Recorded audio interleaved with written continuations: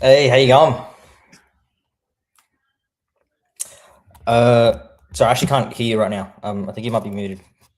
Apologies. How long was that on mute? The whole time? I think so. I'm not too sure. Okay. You know what? I'm going to go back and kick this off again. So let's kick this off again. That's why we go live. Hang on a second.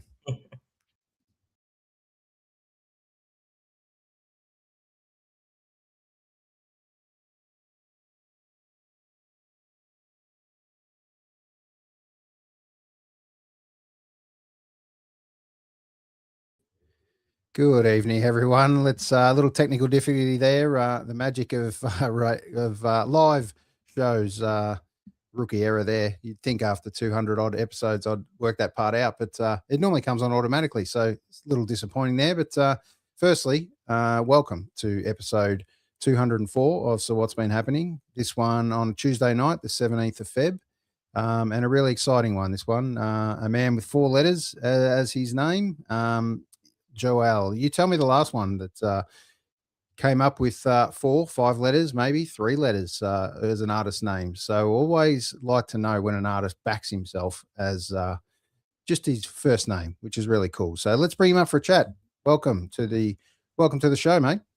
All right, thanks for having me. Pleasure to be here. We kickstart that one again. So episode 204. I'm kind of newly come over yourself as an artist, but I have been a little familiar with Fur Blossom. I've seen once at a gig, so nice to connect as an individual artist, and we'll also touch on one of your projects as well, Fur Blossom, a little later. Yeah, absolutely. Yeah, thanks for coming down to a show as well. Should have said hi. Yeah, absolutely. What would you normally be doing on a Tuesday night, mate, as we go into your lounge room?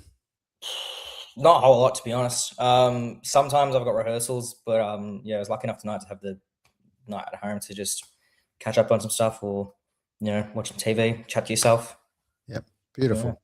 Yeah. Well, thanks for joining me and spending a little time getting to know yourself and in amongst your music and what makes you tick. So hopefully some people get something out of this and find out maybe something they don't know about yourself individually as an artist. But, mate, I'll let you kick it off and tell me a little bit about yourself, mate. What's your first kind of memory of music, first and foremost? Where were you and what do you kind of remember as a youngster?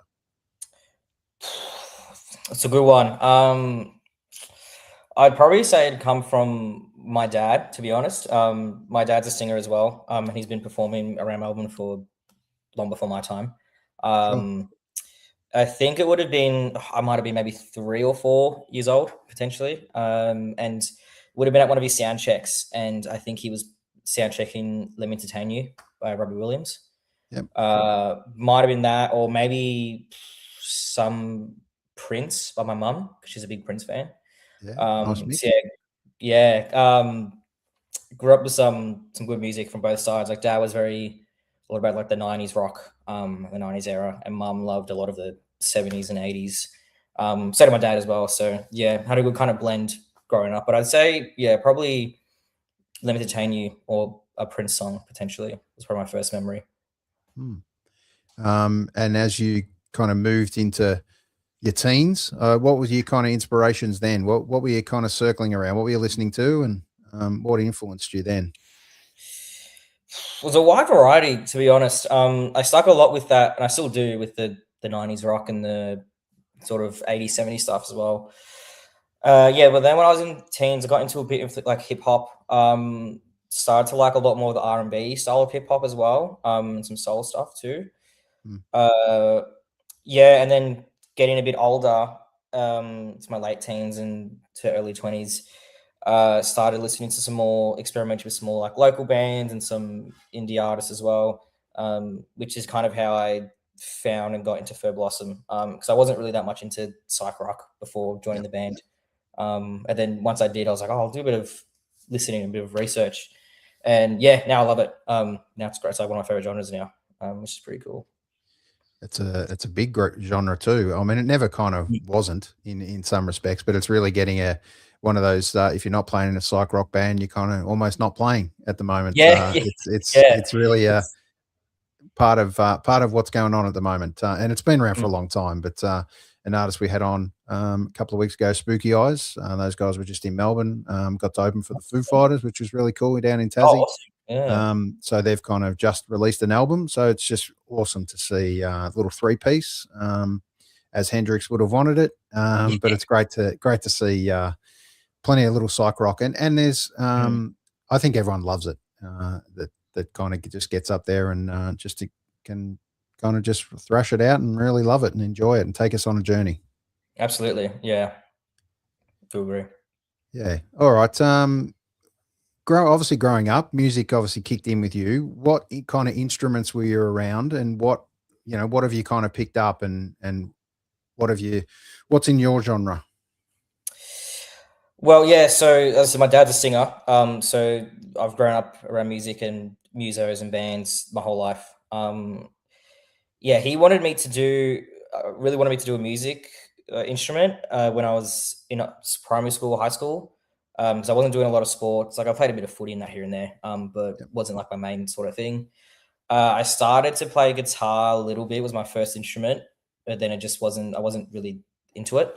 So then when I was at about year 6, year 7, I was like, I'll give drums a shot, and went to do drum lessons and was doing it as a hobby for a little while. And then it became a bit more, I got really into it and really serious about it halfway through high school, I'd say, or early on with high school.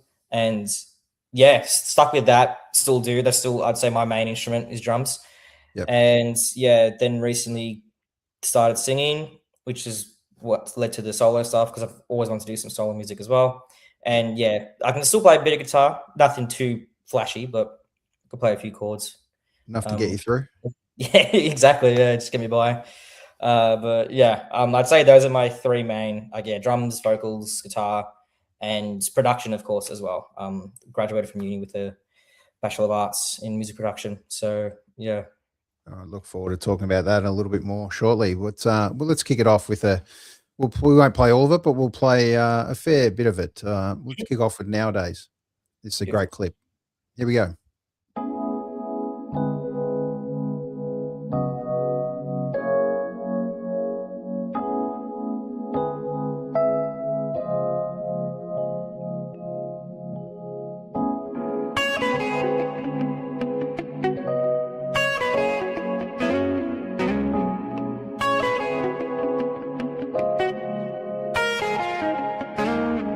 Down on the runway, scared of losing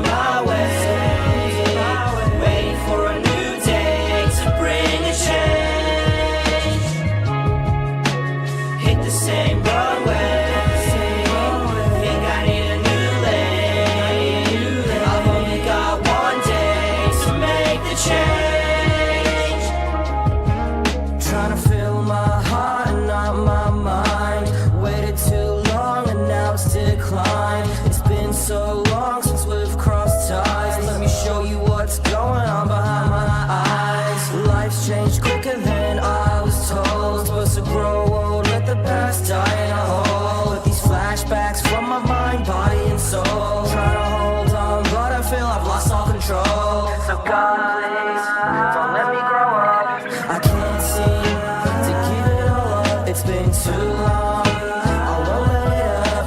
Just hit me back and I'ma fuck it up. But nowadays, my functions are low. I can't seem to live through the lens of the scope. Living quiet as a means to help myself cope. But now all I am is the shell of my ghost. Nostalgia can be the most painful yet comforting feeling. You can feel so close yet so far, like January, like December. But you don't miss that certain thing or place or person. You miss how you felt. Allow yourself to accept what was and what will be. We would laugh just to cry, we would smoke just to vibe, we would lie just to hide, we would have jumped just to die, and all that, just to figure hearts out. Now there's no time for us to even hang out, like nobody's around.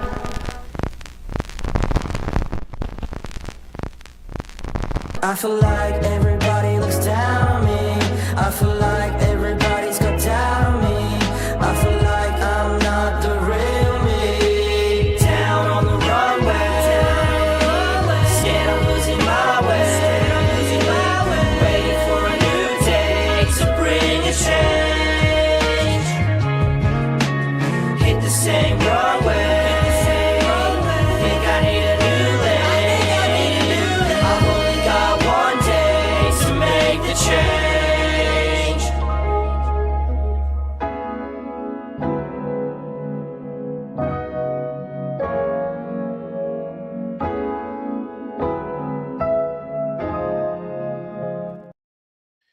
There you go. Tell me about that runway, mate. And in nowadays for you, it's a great title. There's some great lyrics in there. Just tell us a little bit about that song for you. Yeah, so it was my first debut single under my solo project. I had that instrumental. I think the earliest demo of it was from 2022, I believe. So I've had it for a while, just stewing on it, and yeah, other stuff gets in the way. But the main premise of the song is just feeling like nowadays just living a cycle, kind of just day to day doing the same thing, like wanting to just go back, a bit nostalgic. That was the kind of main premise of it, and I really want to do a sort of visual that could align with it as well, with like the same room and just the same thing, but almost but different at the same time as well. But I still really love that track. There was the reason why I put it as my first single was because I just hold a special place in my heart for that one. Yeah, nice. And how do you feel kind of thinking of that one from a couple of years ago? You had that one kind of in the bank. And then as you've moved and developed as an artist, where does obviously you're still proud of that song, but kind of where does that feel and sit now in amongst what you're writing currently? I'd still say it fits and sits pretty high. I definitely do want to do more songs in that vein in the future. I want to delve more into that kind of more R&B style as well. Being really into it as a fan as well makes me really want to experiment with it more. Because it was kind of the only one on that first EP that had that very specific R&B sound. I definitely want to lean into it a bit more and see what else I can do with it. I've got other style tracks I'm working on at the moment that are kind of similar, but it is definitely, it's hard being an artist who likes to do a bit of everything in different genres. Makes it a bit difficult, but that one's definitely got more of that coming for sure. And as you evolve as an artist, do you feel kind of that it's important to kind of still continuous to come back and touch on some of those early roots of where you've been? I definitely think so. Yeah. Every artist kind of change, and bands, music change and stuff like that. It's just kind of how life is, I guess. If you listen to a band's first album and then their 10th, it's going to sound different because of, what's going on in their life and where they were when they were writing the song and the message they're trying to portray. So it will definitely change over time, but it is good to have that still little callback or little elements that you can hear and be like, oh, this reminds me of this, or it's got a very, early 2000 vibe or whatever it may be. It definitely is something good to call back to and keep in the bank as well. Yeah.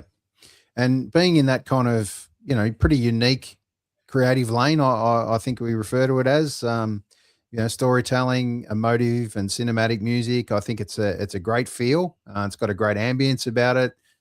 Lends itself to a lot of visual components as well. That's kind of what you're being known for. Who's some of your biggest influences in that space? There's been a lot. When it comes to the conceptual stuff and the stories, like you said, there is a lot. Off the top of my head, I'd have to say 21 Pilots are a big one for me. They have, I think they just finished, I believe it was a 5-album run of this one big story where they have visuals that go along with it as well. They're a big one for me. Some other more conceptual stuff. I love a lot of Kendrick Lamar as well. He's got some amazing concept albums out there with some really, really good storytelling, with like interludes and stuff as well, which is great. I'd say those two. There'll be a few others, but every time I get asked a question, I get put on the spot. I just forget. But I'd definitely say just those two for now. Yeah. No problem at all. All right. We're going to go with a bit of Snake's Paradise. I love this one. Here we go.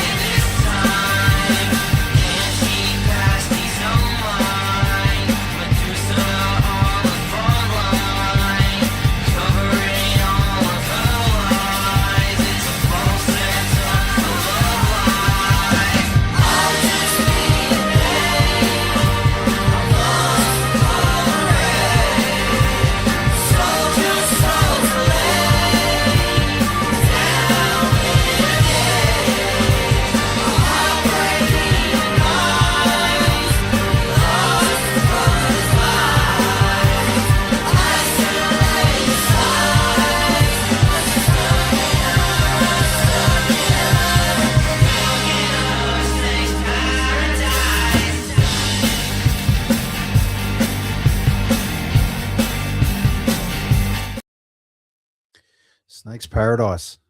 Tell me, where does that take you, mate? Talk to me about the Snake's Paradise for you. It's a bit of a big vibe change, big genre jump kind of between that and nowadays. That one was one I wrote that with the new EP for university. It was for my final uni project. Yep. I originally wrote that to be an acoustic ballad, and then when I was just jamming on it, I was like, oh, it's got a bit of groove. I can feel a bit of drive to it. So then just turned it up, got really rocky with it. Was listening to a lot of more rocky stuff at the time when I was writing it as well. And it just is mainly about, kind of becoming conscious and realizing that a friendship you've had for a while is just not not really worth it, and just causing you more stress and pain than it should.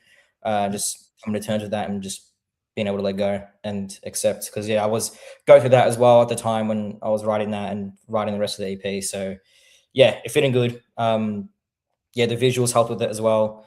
I really wanted the artwork to be that kind of really oversaturated and really grainy sort of look to help give off that sort of sound. That's another favorite one of mine as well. A lot of my lecturers actually really liked that one too when I played in the whole EP.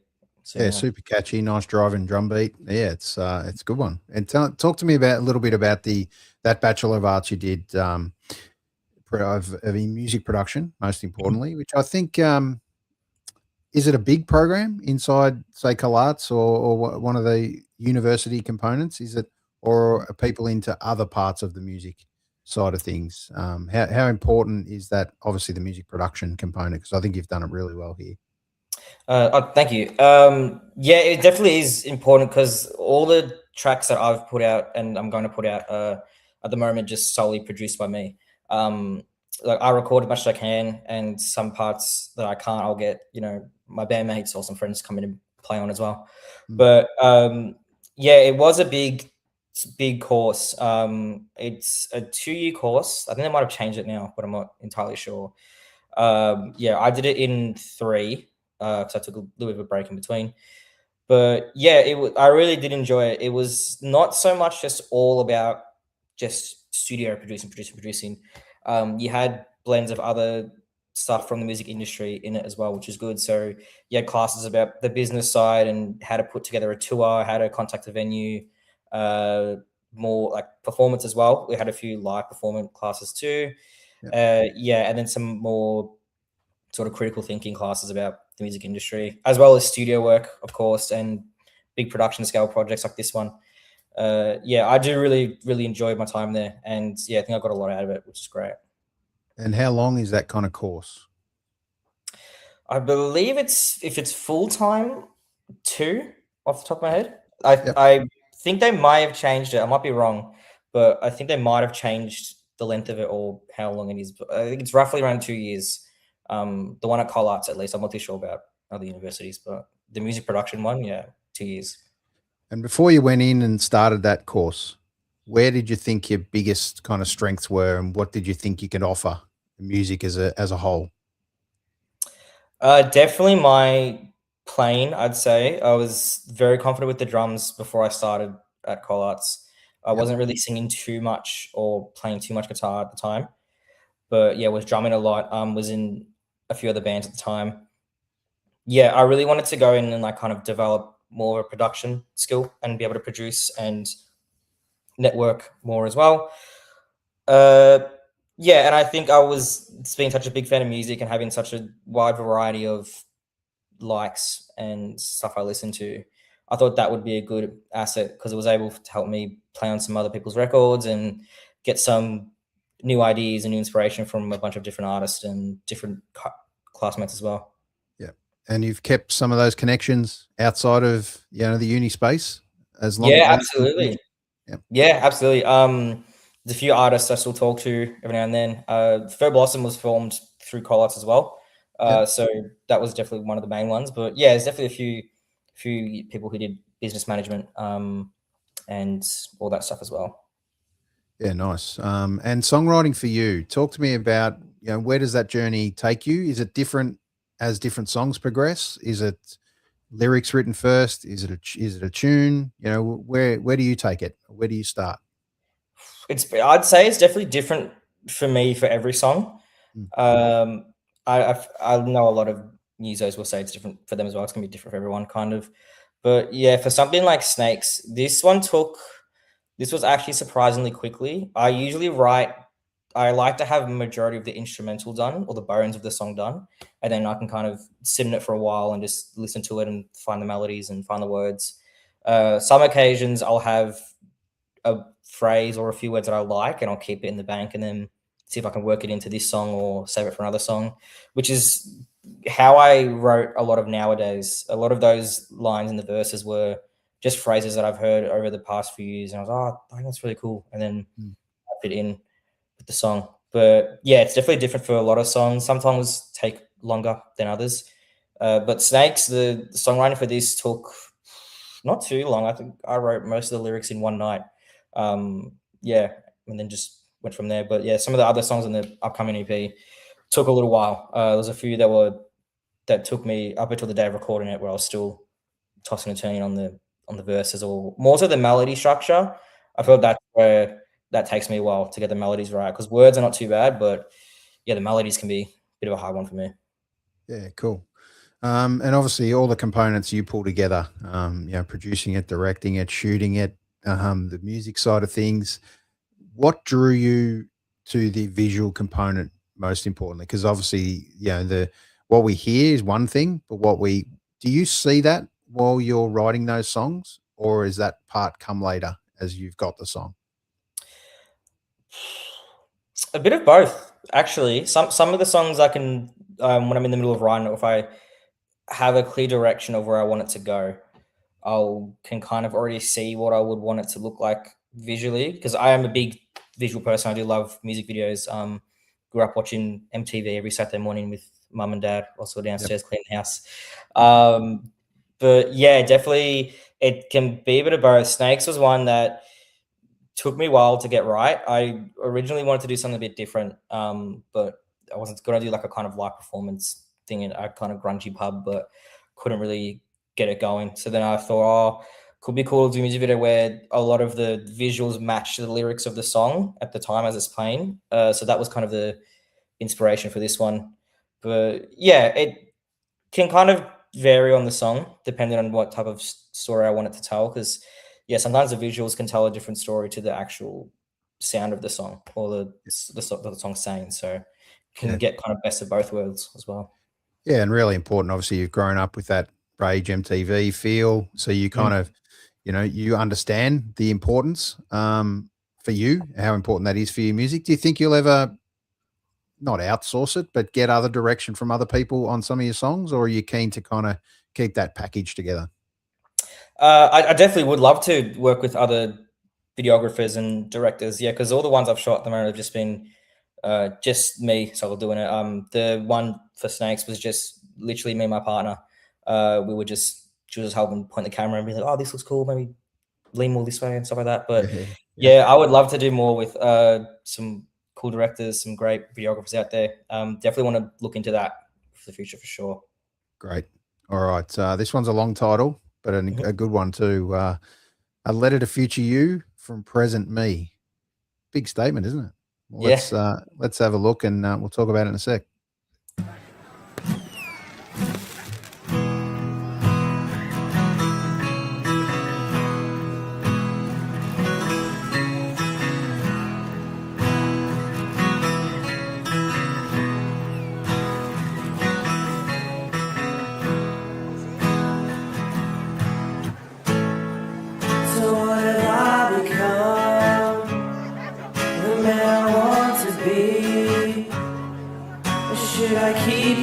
Under my skin,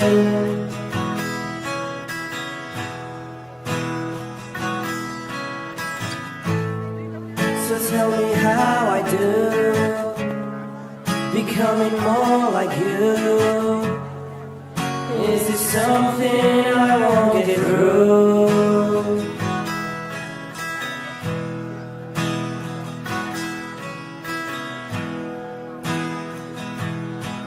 Where does it all go? Where do they all go?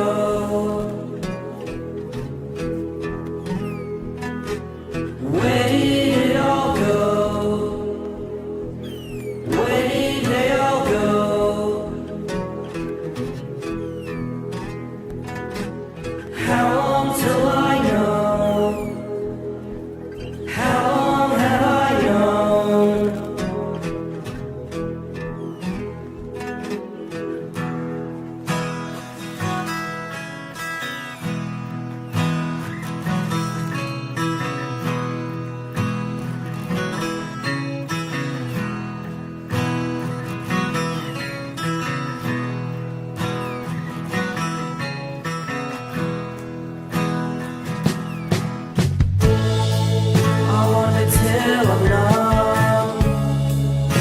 on until I'm empty.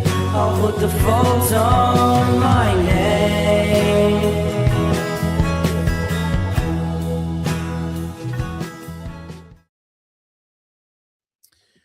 Some big questions you ask yourself there, mate, on reflection. Just on that, what would Joel, as he is now, tell his younger self? What do you think some of your biggest life lessons you've learned so far? It's a big question. I think he'd be pretty proud. Yeah, especially with the way I'm going and what I've already done. Yeah, I've wanted to do solo music for a while, and I know I'm still just right at the start of it. Yeah, it was a big thing to get going with it, and I think looking back in the future, will be fairly proud of where I've started to where I've ended up, but also remembering what I've already achieved. Yeah, it can be hard sometimes with a lot going on to realize what you've already done and what you've already achieved. So yeah. Yep, absolutely. And for you, why now? You know, artists talk about making a jump, being in bands for a long time, and then had that burning inside to do a solo project or do another collaboration with someone. Give some advice to an artist out there, a young artist that's kind of thinking, should I or shouldn't I? What's your thoughts?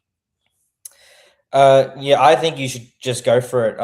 The longer you kind of wait and leave it, the longer it's going to just be sort of burning up and eating you up inside. And yeah, it's something, because I do work with a few other bands, but I don't let it kind of affect it, and I don't let it get in the way. When I'm with the band, I'm like, we're just doing this. I'm not going to try and involve all these other parts. Just purely for me, for like what I like to do. Yeah, and it's something like I said, I want to do it for so long, and I kind of ruminate on a lot of stuff, and I can talk myself out of doing things or releasing stuff very easily. So I got to a point before I released Fourth Avenue, the first EP, where I was like, no, I'm just gonna do it, because the longer I leave it, I know it's just never going to come out. I'm just going to keep like thinking about it, and then, you know, a few years are going to pass and go, oh, I should have done it. And then, you know, by the time a few years pass, you're already thinking about doing something else. And then you're like, I should have done that like way back then. So yeah, definitely do it. Don't be scared. Just put yourself out there. Your songs are better being out there than on your hard drive. So at least some people like it. And if they don't, it's just them. It's all good. Great advice, mate. And was there a certain someone that kind of pushed you off that little platform to get out there and do it yourself, or was it kind of came from inner you that finally pushed you and made yourself believe you could do it? It was a bit of me, but yeah, definitely some people around me as well. Right. I had a lot of confidence from my dad. Yeah, because he's been a big inspiration for me and motivation as well. I'm fortunate enough to get to share the stage with him sometimes as well when we do shows.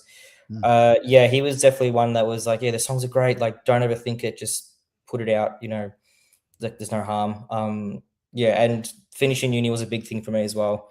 I really wanted to do that, and that was a big push for me to be like, okay, I feel really confident in myself. You know, I've got a lot of well-respected lecturers who really like the product as well. They're not just saying that to be a teacher; they're being genuine. So yeah, it was a bit of a collective, I'd say, but yeah, kind of a collective that helped me believe in myself as well. Yep.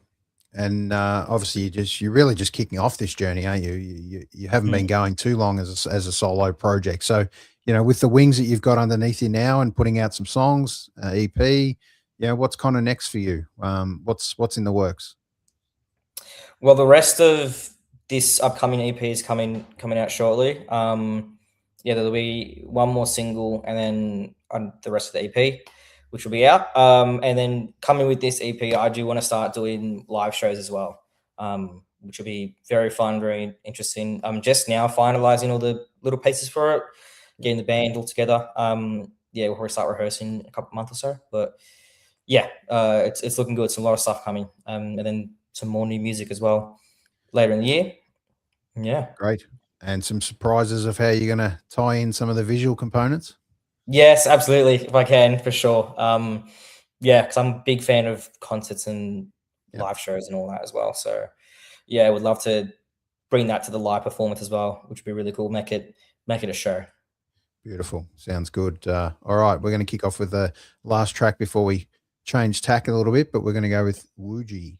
I think I've got that pronouncement. Yeah, that's how you got it. Right. All right, here it is.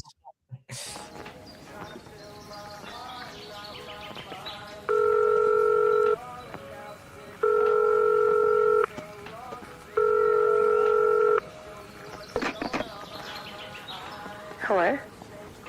Hey, how are you? Oh, hey. Yeah, I'm good. How are you? Yeah, I'm doing okay. Oh, good to hear from you. Yeah, you too. Hey, what are you doing today? Did you want to hang out at all? No, sorry. I'm actually hanging out with... Wait, what? Yeah, and I have got pretty close. Oh. Right, okay. Well, I've got to run. We should talk soon. Yeah, sure, okay, I guess. Bye.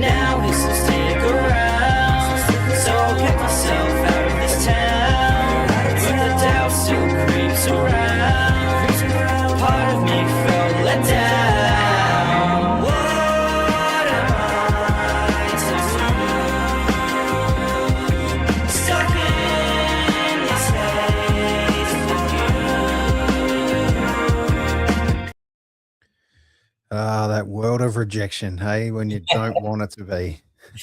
Yeah. A real life lived experience, that one? Yeah, it was Wuji's pretty much, well, because Wuji, the word is the differing force from yin and yang. And you've always got like best friends saying, oh, you know, we're yin and yang and all that. So yeah, went through a period where kind of lost a friend because they were choosing someone else over me. So that's when Wuji came about.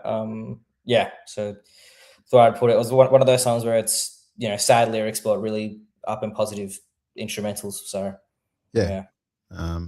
And most positive part is you got a song out of it. Yeah, exactly. Yeah, it's a fun one as well. That was one I actually, when I was in the process of making it, I wasn't sure if I was going to release it. I wasn't really liking it, but then it was only until I finally got like the first mixes back of it, I was like, oh, it's actually, I kind of like it now. It's got a really catchy groove to it. Yeah.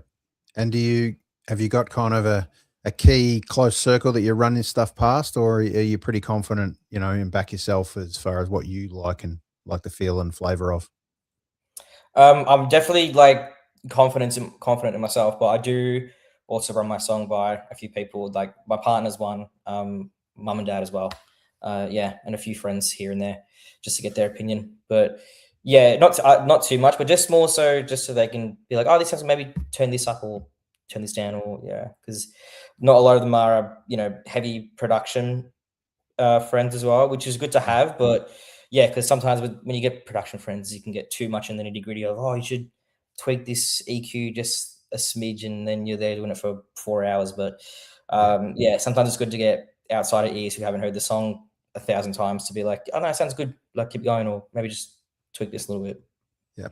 And obviously you've got other productions or bands and stuff you're in as well. We're going to touch on Fir Blossom shortly. We might talk about the other bands another day and bring on some of the guys from the bands. But let's talk about, you know, what do you feel like you offer with all the creativeness you've got, both visually and as an artist? You know, what do you feel like your integral part that you can add to the next band, or as even a producer? I'd definitely say sort of a backbone or someone to give a lot of ideas or inspiration to. Yeah, I try to bring elements of everyone I've worked with, sorry, or everything I've worked on to what I do.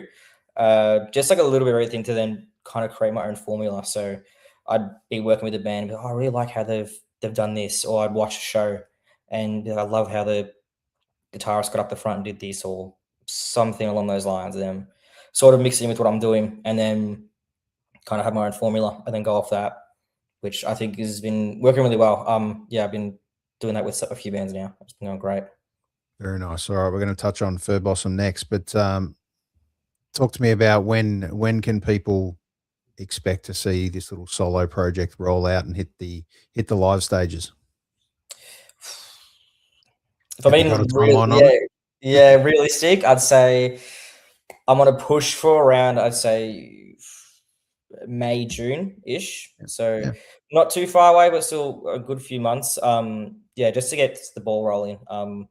But yeah, I'd say probably around May, June-ish would when the first few shows might start popping up. All right, we'll look out. Hopefully some support sets and some good opener. I can see that very much for setting the mood for a few bands in amongst the ones you've got as well. So most importantly, congratulations on getting a solo project up and going, having the wings to do it and jump off that that platform and putting your stuff out there. It's a brave call, but the great part is you're going to grow so much as an artist, being able to put out your own solo music, mate. So congratulations. Thank you. I do really appreciate it. Thanks a lot. All right, let's talk a little bit about Fur Blossom. We're going to play a song, Witcher. Talk to me about Fur Blossom and what do they bring as a band? Well, we're definitely a more different definitely shifting vibe from my solo stuff. Started out as a 60s, 70s inspired psych rock band. We've definitely lent more into, I'd say, more rock, punky sort of energy now, which is totally fine and goes back to what we were talking about before with as the band grows and as the project grows, sound changes, all that kind of stuff. We're just four really good mates who we all met at uni one day. Our lead guitarist, I believe it was the third day of uni, our lead guitarist Cal put a Facebook post out asking to start a psych band, and I knew nothing about it, but I was like, I really want to make some new friends, meet some new people. So said I'll join. We got Craig, our singer, in, and then we had a first bass player and keys player who then dropped out because they weren't too feeling it. And then Matt, our bassist, joined. And then, we've been rolling ever since. We've got a handful of singles out, got our first EP out as well. We've got a new single coming out as well, which I believe is out on Friday, I think it is. Yeah. Look out, stay tuned, and at a gig or a venue near you too, which is exciting. You got things on the go. So, all right, we're going to play a bit of Witcher. Here it is.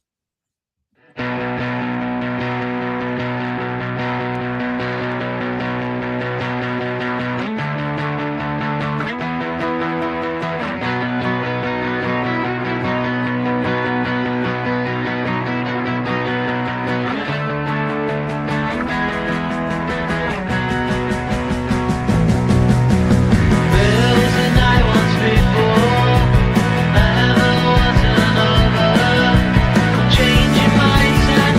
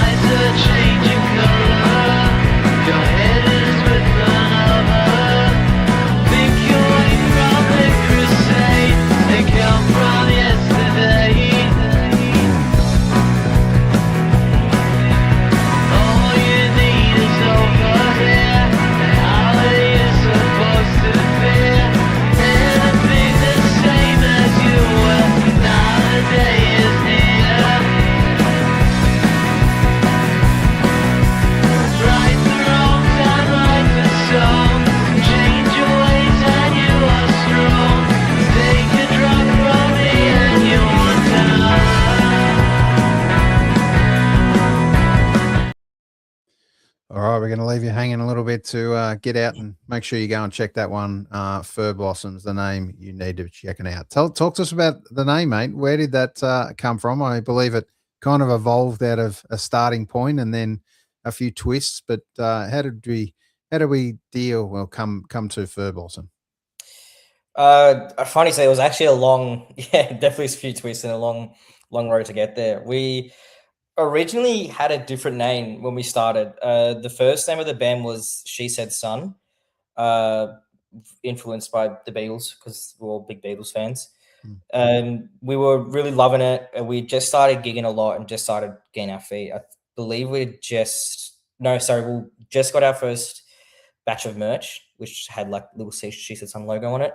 And we were going to do this gig. We had a residency at Bad Decisions Bar.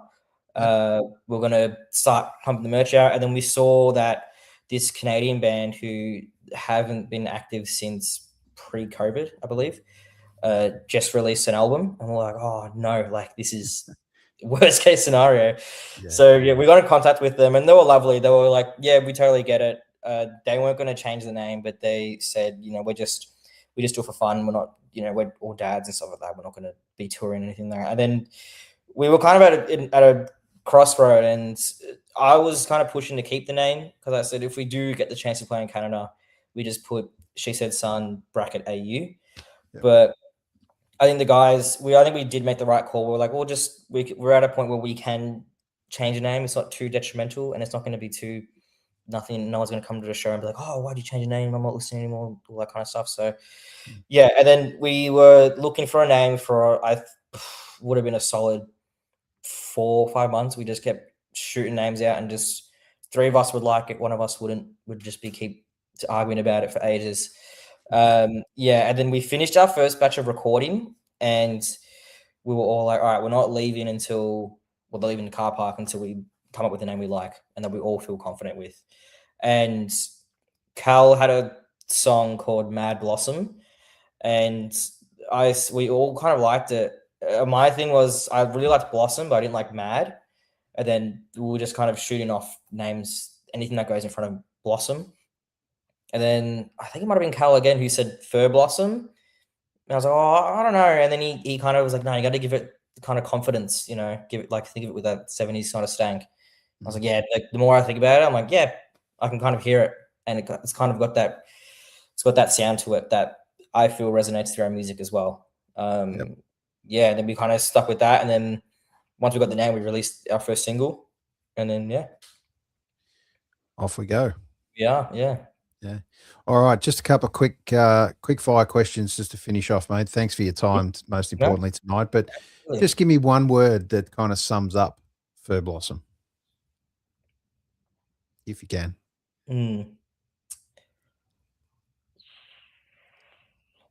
Evolution.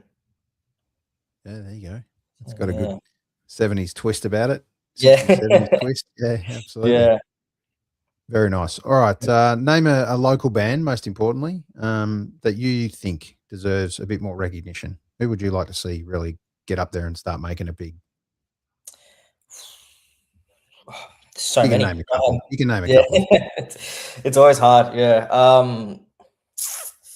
I've been loving. I believe they're Melbourne. I'm not too sure where from Melbourne they are, but a band called Stimpies. They released their debut album, I believe it was 2024, and they've had a few EPs before that and just released a new single. I love them. I think they're so cool. They've got such a cool blend of garage punk with surf, indie rock, and some psychedelic in there as well. I've been fortunate enough to see them live once or twice, and yeah, I think they're really, really good, and they've got such a unique sound and great visuals as well, which does go with it. And on the show in a couple of weeks. So thanks for the little lead in.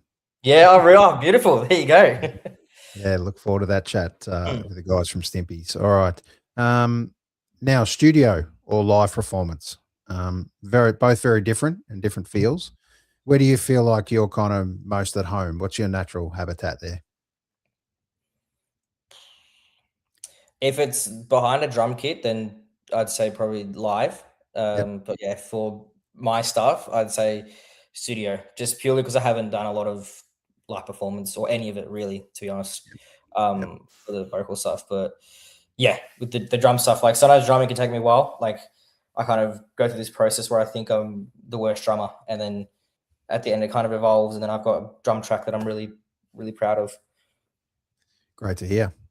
All right, one plugin or piece of gear, you know, or equipment, or even on the drum kit that you couldn't do without. Oh, that's a good one. There is, I feel like I'm going to stuff the name up over this. There is a reverb from Waves, I believe, which is, I believe it's $50, something like that. I forget the name of it. But it's this really, really great reverb that has all these different presets on it. And you can just dial in the perfect amount and then different styles of it too, which can help for almost any genre and any instrument too, which is great. And does kind of help with how we get a lot of our sound in Fur Blossom and a lot of my sound as well, with the kind of more verbed out sort of sections. Yep. And I've never really asked this to a drummer, but is there a way to actually tweak the kind of almost the complete sound of the drums? Yeah, they're Like definitely. Do you mean in a studio setting, like recording? No, I mean even live. So obviously you get your feed and back to the desk, but is there something that kind of can change that sound of the kit, similar to they do with pedals and guitars? There definitely would be. You could definitely run live. Would be harder because especially if you've got a live drum kit, because we all know how loud they are. It'd be hard to get a certain sound out of it. You definitely could. Stuart Copeland is known for having a delay pedal on his snare mic. I believe it's really common on the song "Walking on the Moon" when he's doing the rim shots. You can really hear like this great delay that comes in and out. So there'd definitely be a way to do it. But yeah, I feel like live would be a lot of sort of trial and error, making sure you got the right sort of plugins on. I'd say it'd be certain mics or kind of the overall kit. If you want to sound more distorted, probably could throw a plugin on there. But yeah, no problem. We'll investigate that one a little further. You've inspired me. Yeah, a venue you'd love or dream to play at in all your history of kind of listening and following music and watching music. Where would you love to play? For me, probably be, I'd say Rod Laver, to be honest. I know it's a pretty big one, but yeah, I've been going to concerts for there since I think my first concert was there when I would have been maybe year 5, year 4. Who was it? Yeah, I think it might have been Robbie Williams, actually, to be honest. I think it was him. Yeah, right. Yeah, and he put on a great show, as he always does. So, yeah, I'd say that. And I've seen the amount of gigs I've seen there has been insane. Yeah, that's probably my main big one. I'd love to play there. Great. And if you could collaborate with any artist, because obviously that's in the works or it's in the plans one day, living or dead. Unfortunately, we can't make that happen, but we will allow that for this question. Who would it be? Who would you love to play with? I'd say for living, I'd love to work with Bruno Mars. I think he's got such a unique 70s sound, and it's so refreshing especially in the pop scene now. Yep. Like his project he did with Addison Paak, Silk Sonic, I think is amazing. Love to do like a 70s sort of funk R&B song like that. For Dead, it'd probably have to be Prince. Just one of the best musos ever. I feel like it'd be so inspiring to work with, and just seeing what he could do and what he could teach me, I think would be incredible. Yeah, definitely got some rubbed off influences on both of those amongst your stuff. So very positive to see that they're, big part of your life and creative life. So on that creative component, do you guys as Fur Blossom or yourself as an individual, before you go and start something, do you have kind of not a ritual, but kind of a phase you kind of go through before you go to start a new project? What's your outpouring, before you get going? For Fur Blossom, probably a lot of planning. We kind of like to sort of sit down and really be like, okay, what exactly we want? What are we going to aim for? Just because it's being a band's not the easiest thing. There's 4 guys with different likes and dislikes, and yeah, it's all just about kind of coming to a collective agreement and everyone being happy with it. So there'd be a lot of planning of just sort of dot pointing, like, okay, we're gonna do this, and just chat about it as well to make sure we're all on the same page. Yeah, it's just so we don't rush in there and just do something and then find out, well, halfway through or near the end that one of us isn't liking it, then just causes a massive fight. But yeah, I'd say a lot of planning. For shows, I kind of like to be really, really relaxed during the day of a show. Just kind of not use up too much energy. Yeah, and then before we go on stage, you'll probably find us catch someone in the corner of a bar, just all like laughing, getting in a good headspace, not being too stressed about anything. Yeah, I learned that off Dave Grohl. He's like, before I go on stage, I just make sure everyone's pissing themselves just for a bit of fun. Yep. So we bring that energy to the stage. Yeah. Great to hear. All right, and the last one for you.